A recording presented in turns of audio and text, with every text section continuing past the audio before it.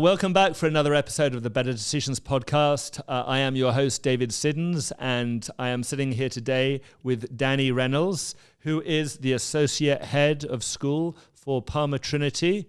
And let's get straight into it. Danny. David, thank you so much for coming. We really appreciate you coming to hear a little bit about Palmer Trinity School. It's an absolute pleasure. By the way, for those who don't know, we're actually sitting here on site at the school doing this interview, and I got to kind of come through the grounds, which is beautiful. Tell us a little bit about. Let's start off by introducing yourself. Okay. What you do, and then tell us a little bit about the school, because I know there's probably a number of people who might be watching this video who are relocating, as we get a lot of people who come down, and they're trying to familiarize themselves with the private school system down here in South Florida. Sure. Well, I have sort of a unique position because I've been at the school for 30 years. So when you're here, they start adding things to you, and you start doing more and more because you want to, but it's sort of monotonous if you do the same thing for 30 years. But with the Associate Head of External Relations, which is really what I do, admissions falls underneath me, financial aid falls underneath me. We give about $4.5 million of need-based financial aid. College admission falls underneath me. We have study abroad. We have 6-semester study abroad programs and a lot of short-term ones. Those all fall underneath me. And then the Parents Association. So there's a lot of great people that work with me that make me look really good.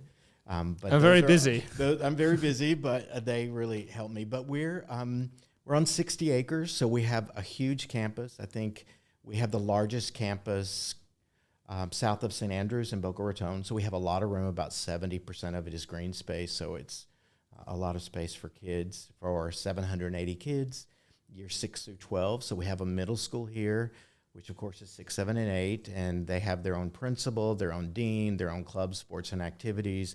And then we have the high school here, which is 9 through 12, has their own principal, their own deans, their own clubs of sports and activities. But all of us together, 780 students and about 150 faculty. Wow. It's a beautiful campus, and it's a really big one too. Let's get into the questions, because I think what I'd love to know about is, I was watching the video of the school before this. I was doing my research as I do. And I was kind of glimpsing in what it is that makes Palmer Trinity special, what makes it unique. And I want to hear, in your words, kind of, just without the edits and the roles, just what you see. You've done this for so long. What makes it so special?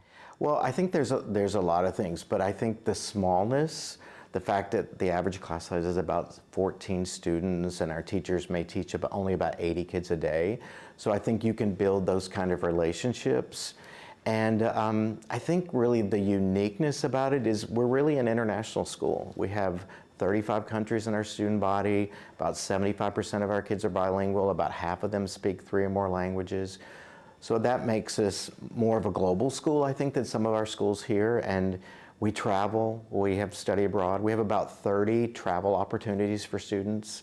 This year alone, from Iceland to Scotland, that we take kids all over the world, and we belong to a lot of these global networks like Round Square, which it actually started in the UK, but it's about 300 schools in 40 countries. So kids are able to connect in person and virtually with kids to have conversations about different issues.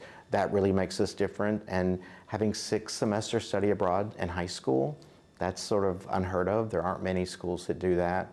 And I think we really attract families and kids who want to give back to their community. That's important to us. And it always makes me proud that in year 12, we have this assembly for community service. And you have to do this incredible amount of community service. And it's not required here. You do it because you want to.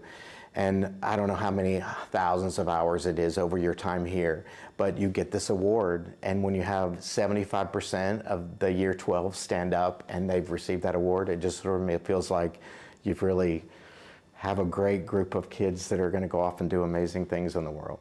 What an accomplishment. Yeah, it's the beautiful thing. And when I was watching the video, the community, the word community is something that keeps coming up time and time again with Palmer Trinity.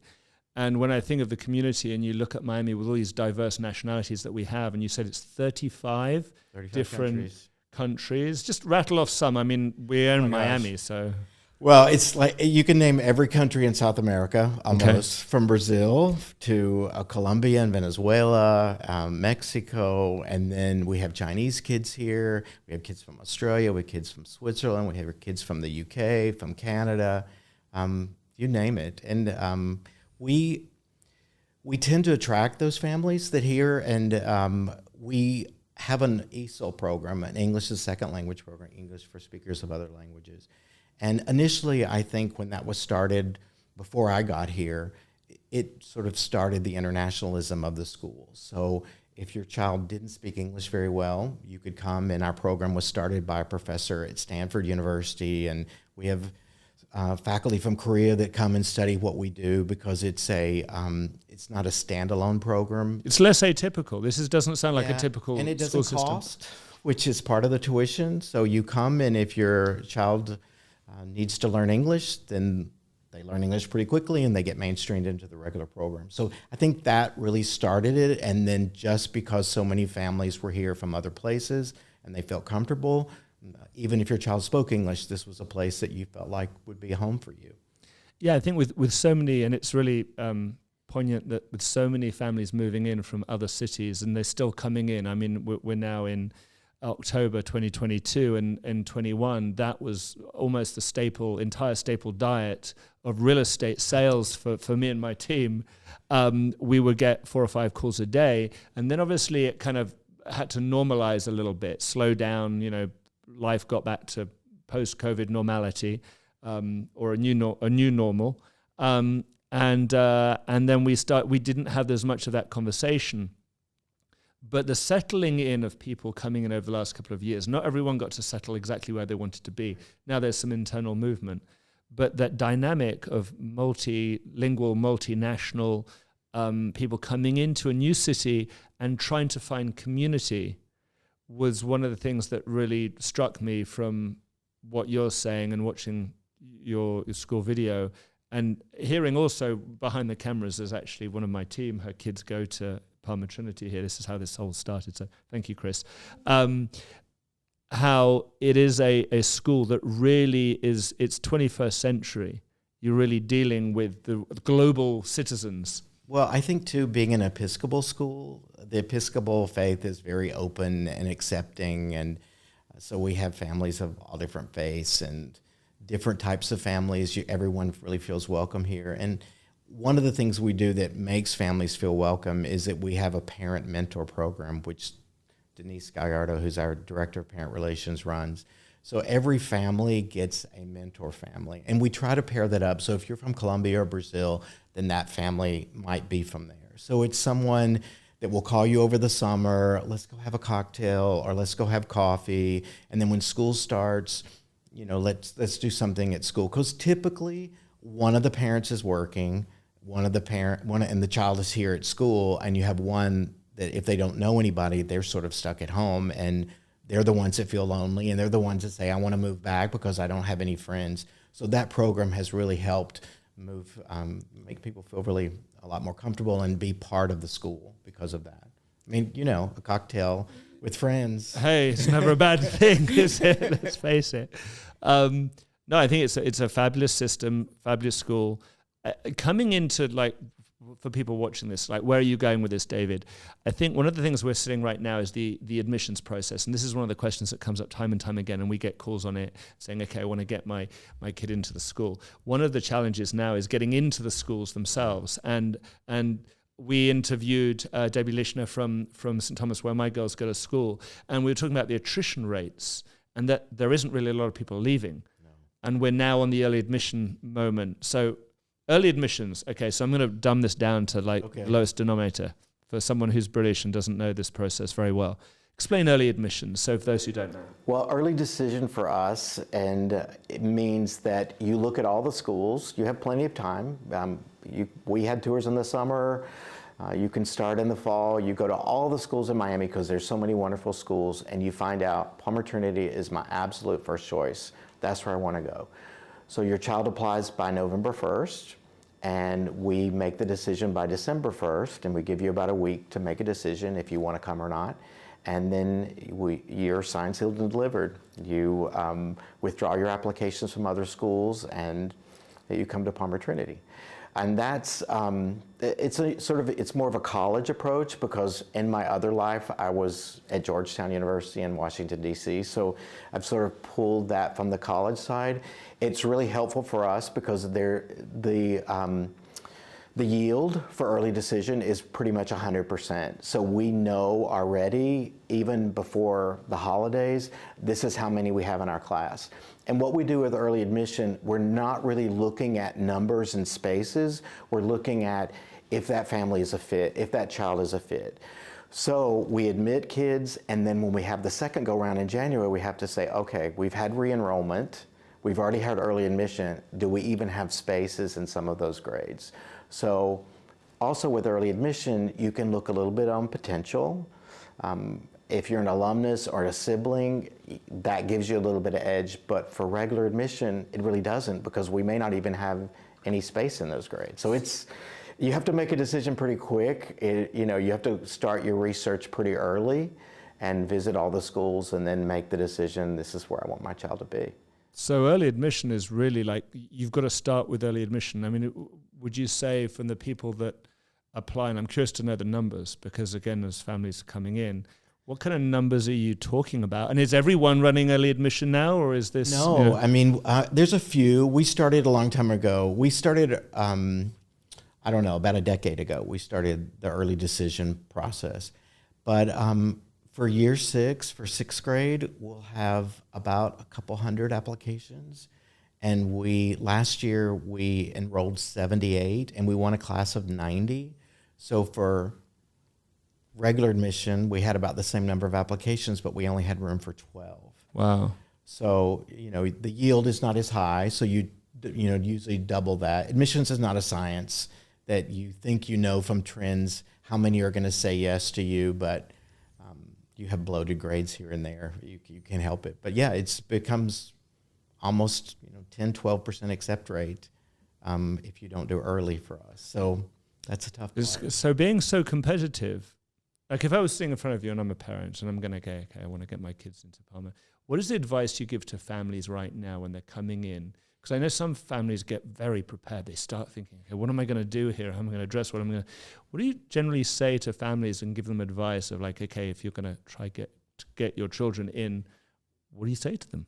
Well, it's hard to say anything except just be transparent and be honest and tell us what you want. And it's good for you to be authentic. And so many folks feel like they have to put on with us, but just be authentic and be real. Be real, and be honest with your application. In the application, we ask you the parents. There's a piece for the parents, and we say, tell us what their strengths are. Tell us what you love about your child. All those kinds of things matter. And then what the school says about your child matters to us too. We have a sort of different process too. We stopped requiring standardized testing. I was going to come to that question in a minute, but you beat me to it. So I'm really interested to know about this change in behavior of how you're weighing up the value of a young person as they come in, and it's not all academics now. Right. Well, I've always disliked standardized testing to begin with, because I don't really know how valid it is for a 10-year-old to take a test on a Saturday. And over the years, I would see, kids take it, and on 1 month, they would be at the 20th percentile in math, and 30 days later, they would be at the 60th. And then, the third time they take it, they would be. So I didn't realize, I didn't think they were that valid. Yeah.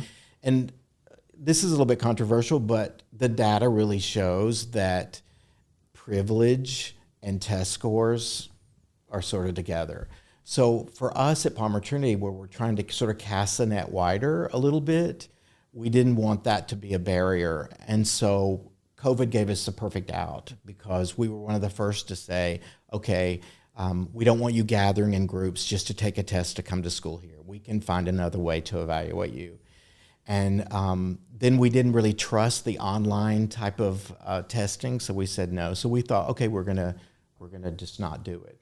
So for the past, I think, 3 years, we haven't required testing. But the funny thing about it is, internally we have these benchmarks that 6th graders should meet and 7th graders, and we found out we were admitting the same type of kids that we required testing for, years ago. So why would we make someone go through all of that, go through all that tutoring, take the test a bajillion times when it really didn't matter to us that we were admitting the same kind of kids? So what we've done is we've changed some of the recommendations we require, because they used to be, are they a great person? Can they do this? And that matters too. But also we ask, can they do their multiplication tables? Do they write well? Do they know geometry? All those sort of like fundamental stuff that you need. And the teacher really has to tell us that they can do this, or they're beginning to learn this. And we can go back, and if a school wasn't very honest with us, it may hurt their children in years to come. So we felt like it's okay. And then even years before, I had like 4 kids at Harvard. And if I would have based my decision on their admissions test scores to Palmer Trinity years ago, I would have never taken them. So I just think... And Harvard and they're changing their parameters as well, aren't they, for admissions? I think like 90% of the colleges in the U.S. don't require standardized testing anymore. So we felt like, okay, if Harvard and Berkeley and Duke and Vanderbilt don't require standardized testing for admission, surely a middle school in Miami can make a decision without having those two. Well, isn't business in America and the world now not reliant on just academic and information? A lot of the stuff we learn, we have AI systems and computers that can do it for us. Now we have to develop other skills, people skills, EQ skills. Right. True. And talking to a student, and if they have a conversation with me, and that's a value to being able to do that and to communicate well. Yeah. And you would think there's a few that are always like very, very nervous, and you take that into play, and then you have the teachers who've had them for 180 days, so they really give good insight. And then we have such good relationship with schools here, even the public schools, because there's wonderful public elementary schools in our neighborhood. Give us some examples around, because a lot of people come in and they get really nervous about, how am I going to pay for kids' education and go through it? And my kids, I've seen it with some very daycares where they're like, well, it's $30,000 a year. And I'm like, it's finger painting and story time, really? And an app. Yeah, and an app. Well, we get a lot of our students, of course, from Alexander School, which is down the street from us, and St. Thomas. We get a lot from St. Thomas and St. Stephen's and St. Philip's, but we also get a lot from Pinecrest Elementary and Howard Drive Elementary and Sunset Elementary, which are good schools, fantastic schools, and they're free. Yeah, they're free. So it's how you do where you are, and so if you want to save your money for Palmer Trinity, then those are good options too. So with geography, and again, we always come into a lot of our articles that talk about the best we actually do articles about the best private schools in Miami and South Florida in general. And the reason we do that is because people are trying to figure out, okay, when I move here, I need to be close to a good private school. So then they figure out the geography of where they're going to live, and they call us and say, hey, I'm looking for a house in Ponce Davis or High Pines or Coral Gables or Pinecrest, or somewhere else, Coconut Grove, for example. With the geography for Palmer Trinity, and we're located here down in the south, Palmetto Bay.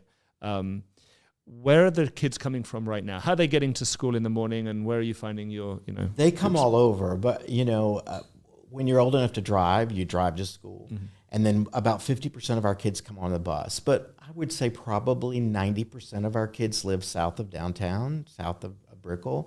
But we have about 50 families that live on Key Biscayne. We have a bus that comes every day. Yeah, that's 50% of the kids come on a bus. Yeah, that's a lot. It's great too, because the traffic. It's great with us and the village of Palmetto Bay and Pinecrest, because we're putting 50% of the kids on a bus instead of mom bringing one kid here, and it's ecologically sound to be able to do that too. But we serve breakfast here, so breakfast starts at 7 a.m. It's part of the tuition, so kids come early. On the bus, they eat breakfast.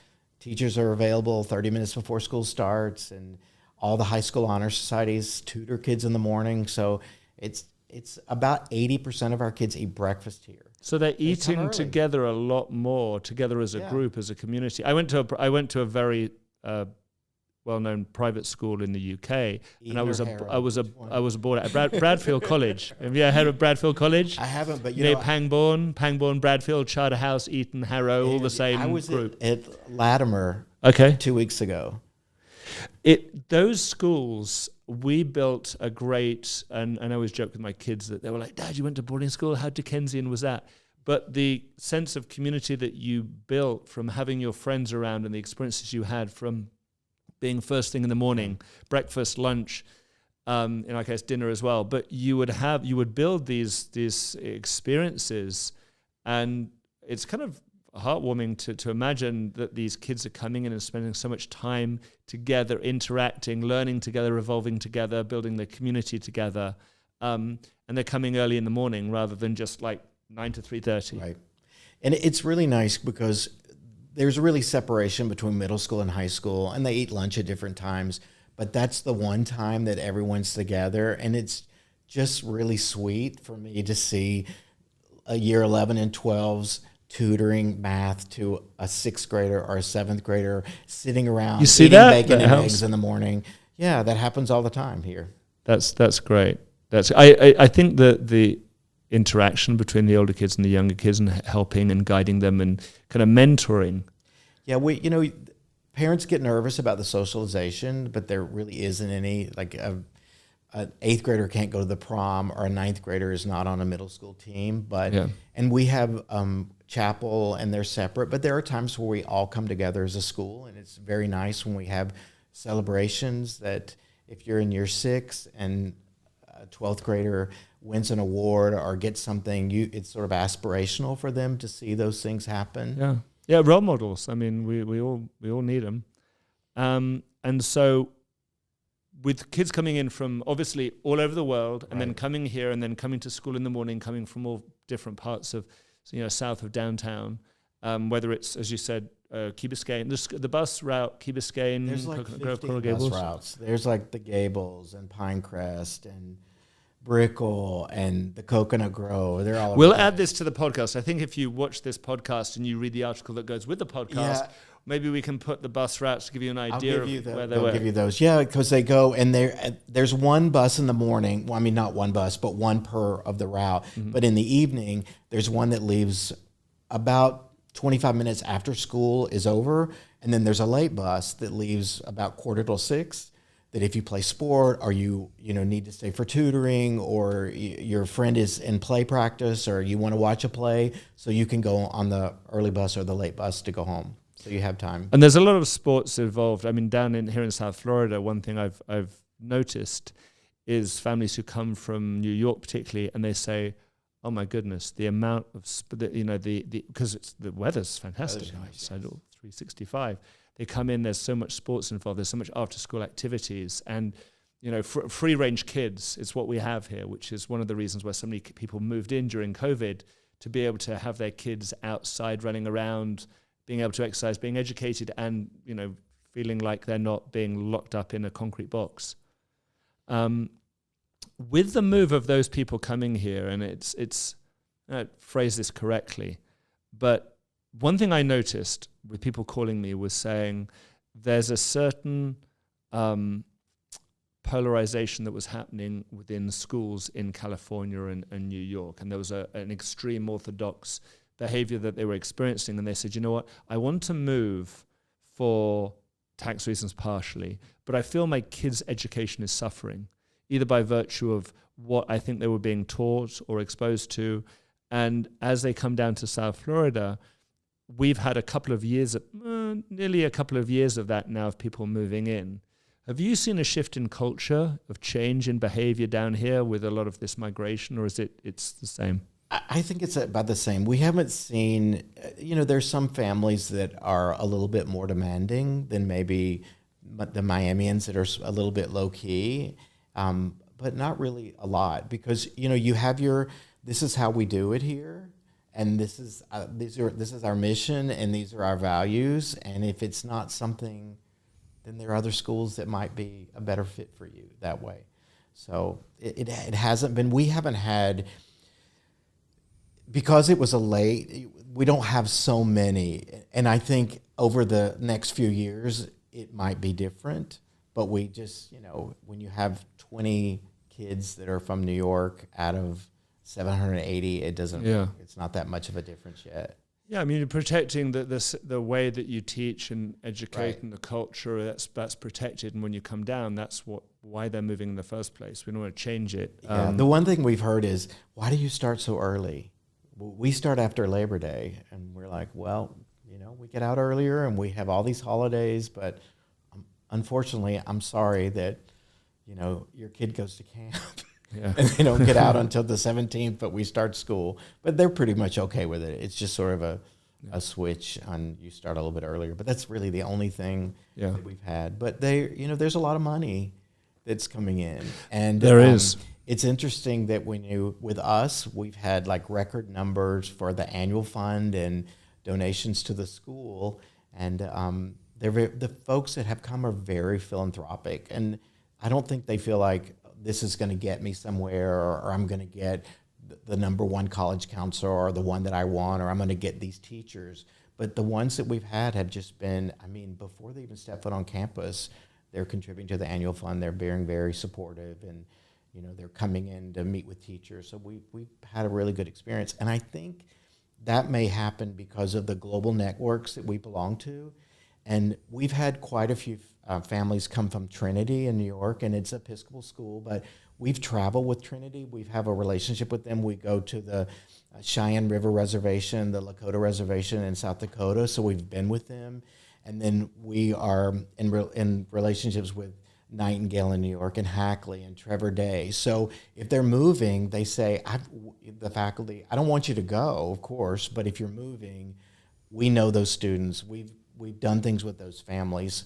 So it's been sort of an easier transition. And the same way with the Silicon Valley, we have a partnership with Kate School and Athenian and Head Royce and a college prep. So if you go to the admissions office and say, we're moving, they say, well, we know Danny Reynolds, or we know so-and-so on the faculty, and their mission and values are similar to ours. So maybe that's why we haven't had those, because we have those connections with those schools already, and they know who we are. Yeah, there's a big migration we used to have this transition of people coming and going through the years into Miami, and they were coming in from other places, but then they'd go back again, and they would come and they would go.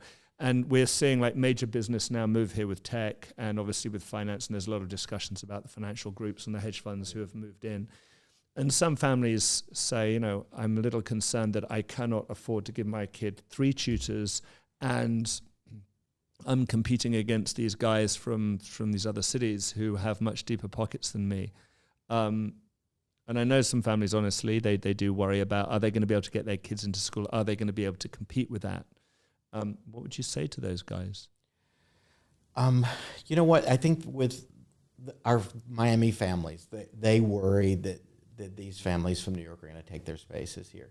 But I don't think that families feel like, when they come here and they know who we are, that they have to have those 3 tutors. We offer free tutoring here after school from 4 to 6. We pay people here. Our teachers are here 30 minutes before school and 30 minutes after. We start the college counseling process in year 9, and then they get assigned their college counselor in year 10. So I think that they feel like they're taken care of, and they don't really have to do that. And everyone, maybe when someone gets here, they're used to doing that in New York, but I think after they're here, they think, it's all here. I really don't have to do that. And my kid is still going to get into a great college because they have great college counseling here, that I don't need to do all of those things, even though in their mind, you always want to do better than what you had for your children. But I feel like, maybe they don't, once they're here, of course there's a few, but for the most part, they feel like they don't need to do that. Yeah. And because of the community we build, I think the most competition is really getting here and getting in. And once you're here, the kids, it's not a place where I'm not going to give you my notes because you've been sick, because you're going to one-up me and you're going to be the valedictorian and I'm not. That really doesn't happen here. It just doesn't. And maybe it's because we're an Episcopal school and those kinds of things, and the type of families that we admit and we want here, that just doesn't really happen as much. Knock on wood. So. I've got an economic observation. I was driving on the way down here, and this is I always say, real life stories matter, and just letting people know what's going on. So I'm driving down here and I'm talking to a client of mine, and we were looking at a house and we're negotiating a deal. And right now the US economy is obviously going through a lot of changes. There's hiking on interest rates, and there is obviously stock market frothiness and changes underfoot there, and people using the word recession and things like that all the time right now. And so the conversation turns to, as we go through economic cycles, people starting to sell their properties, the market flooding with homes. And one thing I said to this particular client was, look, the condo market tends to be a bit more volatile than the housing market, but the housing market in these areas is held up by primary residents, it's families. And the one thing that I wanted to bring into this conversation was the attrition rate within the school, this school and other schools, to help people understand that in order for these houses to all come flooding into the market meant that people were moving out. They're moving in different directions. Within the school, within South Florida and within Palma, talk us through what you're seeing with people coming and going and attrition rates. Well, our attrition rate is about 2%.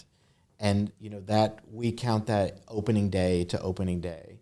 And so we aren't really seeing that many people moving. I mean, a handful. And the attrition tends to be, unfortunately, it's a student that really wasn't a good fit for us. So it's sort of a mutual decision that maybe they moved somewhere else to another school, but they're really not moving out of town. They just are moving to another school. Yeah. But we're just not seeing it. I mean, it's less now than it was 5 years ago. Interesting. What was it 5 years ago? It was probably like 5%. This is exactly what Debbie Lishner said to me, exactly the same, almost exactly the same thing. She was like, it was much higher a few years ago. Yeah, it was about 5%, but it's, all for the past several years, it's been 2.5, 3. What do you think that is? I mean, it's not just your school, but others. Why do you think so few people are just not going? Well, we used to have, what we did years ago, we would really we would meet with, this is awful, but we would meet with real estate people and we would, market the school. But a lot of those families were the in and out. They would be here for a couple years and they would go. Yeah. So we just said, let's just really focus on long-term Miamians. So when we did that, and we didn't sort of try to reach out to a lot of, well, you're probably going to cut this. I like this. All the real estate companies. No, this is honest. It became stable that way. Yeah. And then we had, with a lot of the foreign banks, we had relationships with. And, with those, they're here for 3 years and they move them to Singapore. And so just... Well, a lot of the banks used to have these outposts that were down here in Miami, and they were small offices with a few people that were here, and then they would be pulled back to the mothership. And what we're finding now is that the mothership's just moved. Yeah. The mothership's now here, and the outposts are in other cities. And I as a result of that, with the change that's going, and these are big companies. These aren't just started last year. These are the Goldman Sachs and the Merrills and the Citadels of this world. Yeah, we used to have, we still do, but we had a very good relationship with Citibank, and Citibank would be that way. The families would be here for 3 years, and then they'd be off somewhere else. So, and then Exxon and some of those companies that were here, but it just seems like they're not moving them around. I think it's because Miami's become more of a hub, and I see less people moving out. Plus, if you look at where else do you move to? I mean, quality of life is pretty good if you look at South Florida. Yeah, it doesn't. Pretty nice. Doesn't get any better. But, we've had, over the past 8 months, all of those HR people from all of those companies that are moving to Miami come and meet with me and that. So what are you feeling? So you'll meet, this is a whole new topic of conversation, but these HR companies coming down to meet you, is that because you see them getting ready to move a lot more Absolutely. staff? I mean, I had a meeting in August, and it was about 6 HR people together from family that were going to move significant offices to Miami. So they were trying to learn as much about the schools and as they could. And then educational, there was an educational consultant firm from the UK that came and met with me, and then one that's based here in the States, and trying to find out as much information about the school, how many exact spaces that we had for different ones, how the students apply. But yeah, I think it's coming again, another big wave. I've never had that before. Yeah, I was going to say, so before a year before that, like typically you just wouldn't have any of that. No, yeah, there were certain education consultants that you had relationships with over the years, that if a family was moving from Brazil or family was moving from somewhere else, that they, the company may have hired this relocation company to help them, which had an educational component. So you'd have a few of those, but this is big time. These are HR directors who are from within the US, or are these international? These are US based? Mostly US, but they were. But one of the educational consulting is based in the UK. So they were, I think, some companies in the UK were having them come and do sort of a fishing expedition. Yes. So where are you seeing people coming in from? Because this is a kind of an interesting observation of behavior and migration, a migrationary observation now. London, Chicago, New York, San Francisco. Okay, those are the big ones. Those are big ones. And a few from Dallas. Okay. I can totally understand. I mean, you asked me how the UK is going, and it's kind of not well, basically. And it's interesting to see how many people start to look up and say, where's a really good place to be right now? Where is still the best place to be positioned for quality of life and business? And to have that amount of HR directors from across the world, that's a good reflection. I guess it's a very positive reflection of where we're going. Too, is especially with the UK, they want to look at our college list to make sure that we're sending kids to the UK, that people know how the system works. So if their children want to go back and go to Oxford or go back and go to Imperial or wherever, that the college office knows actually what they need to do to make sure that that happens. So where do they get their kids when they're graduating? Kind of maybe rattle off some colleges that well, I can rattle off some, but over the past 2 years, we have about 110 in year 12. And over the past 2 years, they've gone to school in 26 U.S. states and a dozen countries. Wow. So they go all over. I mean, 8 or 9% go to the Ivy League, those 8 schools in the Ivy League, but Stanford, Duke, Georgetown, MIT, Ole Miss, where I went, they go all over.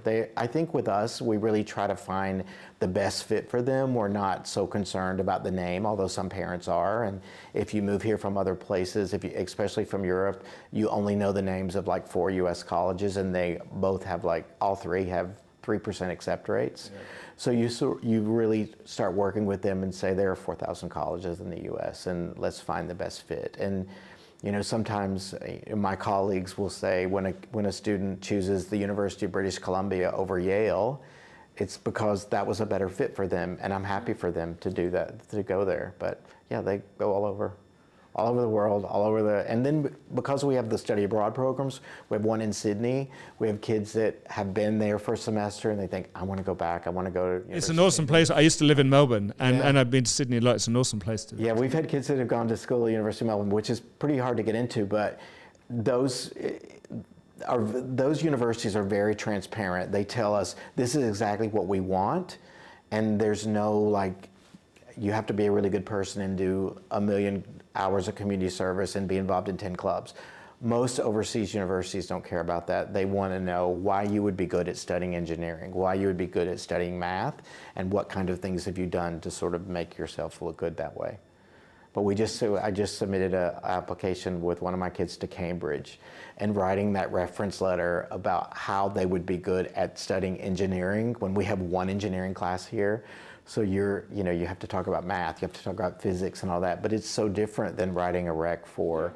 And if you don't know that, if your college office doesn't know that, it's tough. It's also for faculty that don't know that math problems are set up differently in every place in the world, and most people do integrated. Oh, I know. I've tried to help a 9-year-old with a math question, and I'm like, it's not how I study. OU and words, and that's not misspelled. That's just the way they do it. So I think that's our faculty are pretty versed with that kind of stuff too. So we know, and you feel comfortable. Right now, there's a lot of with people coming in, and again, this is just observing where people are moving in from and why they're coming in. There's a lot of movement that we've been discussing within our group about movements up from the South American economies and coming up from, particularly right now with Brazil, there's a lot of movement coming up from Brazil because they're going through their elections. And whichever way you want to cut it, there's people moving regardless of the outcome. And obviously we've got observations and giving a close look to Chile and Peru and Mexico and Colombia and all these big changes that are underway, which we've always had a good influx of South American buyers into our market. Obviously at different times, not always consistently. It's always been part of our economic cycle to see movements.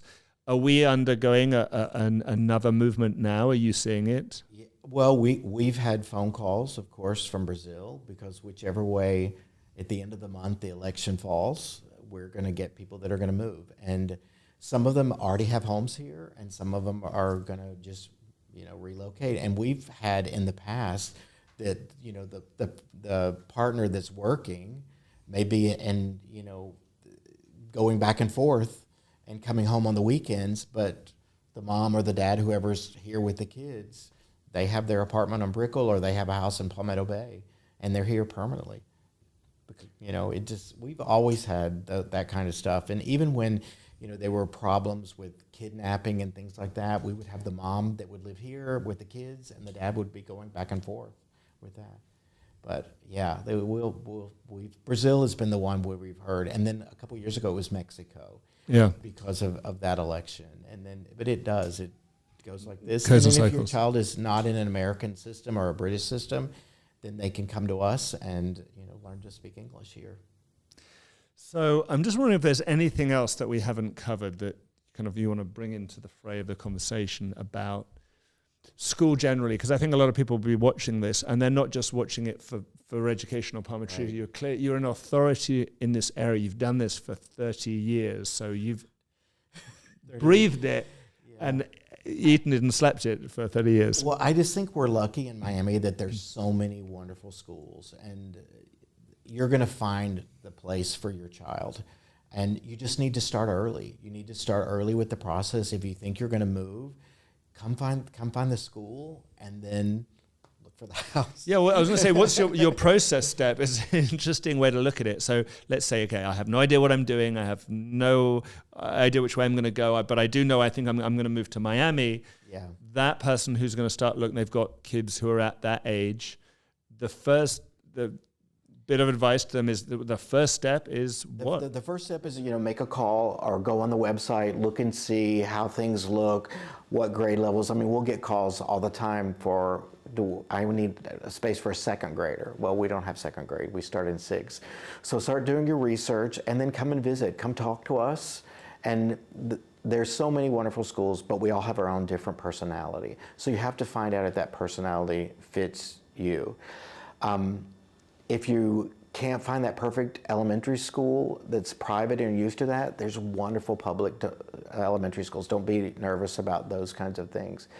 But just start looking, and that's the best advice I can give you is come and talk to us, see if we fit where, your values and if our mission of our school fits for you. But the key is really start early. Find the school first. Find the school first, and then most of us are pretty good. I mean, I have a family that's moving from Canada, and it's for year 11, which we rarely take kids in year 11 or year 12, but she's absolutely incredible. They came and interviewed, and I was like, they haven't bought a house yet. They don't know where to move. So I said, okay. I know a realtor. I know a realtor, but I definitely know a realtor. But I said, you know what? I'll get the committee to meet early so that we can give you a decision. She applied to ED before December 1 so that you can find a house and be able to move here in August. So I think a lot of us are that way. If it's like one of those odd grades, we're able to do that. But, build a relationship with me. Because if you just did it and didn't ask me, I probably would say no. It's definitely find the school first, then find the house, because I think it's harder to get a place in the school than it is to find a house. And I think, too, is that, if you're like south of the Grove, there's like some really good schools. So if you, really have to fight, if you have a house and you're going to close on it, there's some good schools, and you're going to find your way with one of us here. But if you love your house in Miami Shores and you love Palmer Trinity, it's going to be tough. It's going to be tough. I know this from personal experience. I was living in the Gables up by Granada Golf Course, and I had at that time my eldest daughter was at Cushman. That was brutal, and I say this story to people all the time. Being one of the things I love right now is I live in Ponce Davis, and it takes me 5 minutes to get my kids from the front door. Sometimes getting them out the front door takes a lot longer, but getting them from the front door to the school, I can do it in about 5 minutes, 5 to 10 minutes, depending on it and how it is in the morning. And then from there, it's to the gym or to the office, and it's just the quality of life. Yeah. Time is value. Time is the currency of which we can't buy. $1 million never bought 1 second, and that at this stage of life. And it also depends when you leave, because I live on the beach. I live right off the Venetian. It takes me 37 minutes to get here. That's not bad. That's pretty good. Miami's not as big as people think it is it? But it takes me an hour to get home. Oh, okay. Yeah, there you go. Well, it's the funny thing. I was looking at like the families that will live in Westchester, and then the husband will commute to Manhattan. And then you'll have schools. And, it's not uncommon for the commuting time to be much longer than it is in Miami. And it's not a big city. It's not like Chicago or New York, which is a much greater, bigger area, San Francisco. Traffic isn't as bad. Obviously, timing at the right time of day can change. But ultimately, getting from one point A to point B, it's not that big. It's not that hard. So you do have a bit more flexibility. And I think, too, with elementary schools, you might want to be closer. But when they're getting high school, they're driving. They don't. The kids don't want you to come to school. My kids don't want me to come to school now, and then come to school. So come for their games in the evening. But yeah, that I don't think it's important, and I think that our families are okay with putting their kid on the bus and doing that. But a lot happens also around the campus, doesn't it? With after-school activities and with sports and other things, it's not just the class time. Yeah, this campus opens at 7 a.m, and then kids, we ask them to be gone by 6 unless there's a match or something or a play practice. So there's somebody here, a faculty member or somebody that's in charge of them. So that's a pretty long day, and it's very active from 7 until 6. Yeah, and around the school, there's sports grounds and other areas where sports and activities go on. And we have all these fields and everything here, and it's we like that we're a little bit far removed because we feel that it's safer. We like that we're in the village of Palmetto Bay, and the police that are in the village, they eat breakfast and lunch with our kids. So God forbid if anything happened, they know exactly what's going on, and they know where we are. They know the buildings and everything. So it's just not so chaotic. It's a very homely, safe environment. When I moved here from the UK, and I came from a very upscale town, very nice, very idyllic, I found that moving here and where I am now, I feel as safe as I could anywhere in the world. I feel as safe here as I do anywhere in the world. In fact, safer than 99.9% of other places. And that's one of the great things that I feel comfortable. I went home yesterday, and there were 2 little girls standing on the corner selling lemonade on the corner of my street. And I was like, it sounds like a cliche, like an idyllic little Hollywood movie cliche, like the perfect neighborhood. But it does actually have that. It is real, and it does exist. And, even where I live, I feel comfortable walking up and down the Venetian Causeway at night. I feel really safe. I don't know if I would want to raise my kids there. Traffic's a little busy on Venetian. If you've got young kids, the traffic can get a little bit busy, but and then you drive to work and you see people hanging out of the clubs at 6 a.m. So you think, I don't know if I would want my... Well, that would be a different animal, yeah. Going on the beach there's side. There's a lot of young families that are there, we don't have that many kids that come from the beach, but... it's manageable, absolutely. Yeah. And then the bus makes it great because then, you're going completely against traffic all the time. I guess the majority of families probably live, and assuming here it's Coral Gables, Coconut Grove, and Pinecrest. Yeah, absolutely. People are coming in from. That's the biggie. And South Miami. Of course. Well, that's almost interchangeable because South Miami, High Pines, Ponce Davis, Coral Gables, it's all like that big. But we have families that live at Ocean Reef that come up. Really? Here at Key Largo, yeah.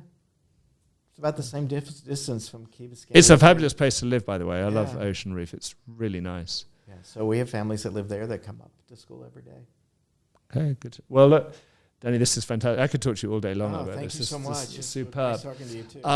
I just want to thank you, Danny Reynolds, for doing this podcast with us. And as always, follow us on Instagram, like us, see us on Spotify. Thank you for watching, and stay tuned for another episode of the Better Decisions podcast. And buy your house from David. And buy your house from me. Thank you.